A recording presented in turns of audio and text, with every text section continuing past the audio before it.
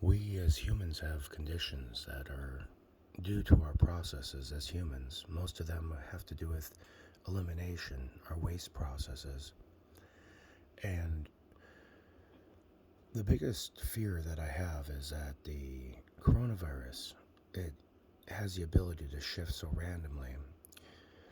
There has to be a better way to provide safety and sanitary measures for places. And ultraviolet light has been shown to be able to remove, kill, I suppose. I don't even know if kill is the right word with a virus, because I don't know if we can define a virus as the same type of life as if you were actually killing it. I guess ultraviolet light causes it to fall apart because of the way it is. It's just ultraviolet light. It breaks that all apart and can't survive on a surface. It can't survive without a place to be in. It can't survive without its habitat. And if it's in the air, if it's on a surface, or it's in a bathroom or in a toilet, the best way to clean it up instead of trying to wipe every surface is to flash the room with ultraviolet light. Right, I know. It sounds weird. We've worked really hard trying to create bathrooms where people can get in and out with massive amounts, but I think that that might be a problem here.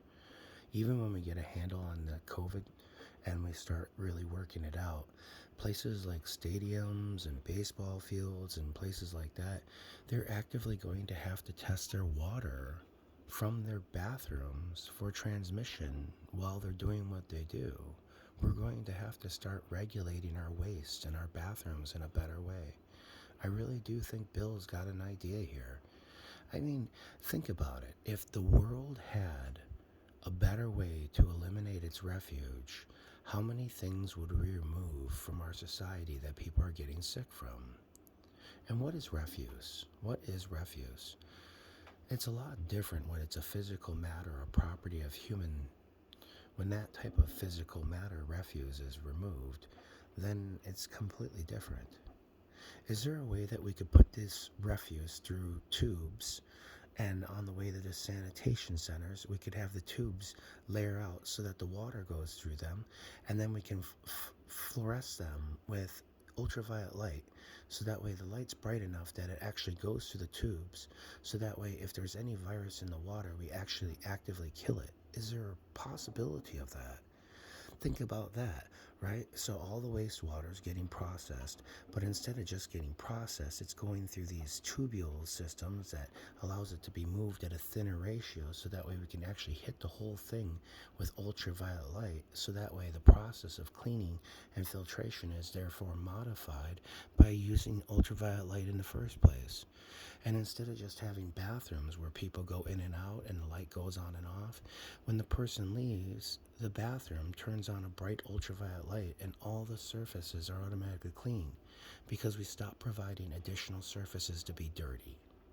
You understand? We're getting so good now with technology that we can literally put together a bathroom that does everything for you. And if we can make one, we can make 1,000. If we can make 1,000, we can make 1,000,000. And if we can make 1,000,000, we can make 8 billion bathrooms in this world. And we can start picking up our poop. We're not primates. We're not throwing poop at each other. We got to do something with this. We're not primates. Primates would never came this far. Evolution doesn't reach where we are. Don't blame where we are in evolution. Blame it on the process of mammals that are becoming so intelligent that they have very little left to argue about. So whatever's left over is a hot point or a button. And it inflames you, not because you're mad, but because you don't know how to be happy yet.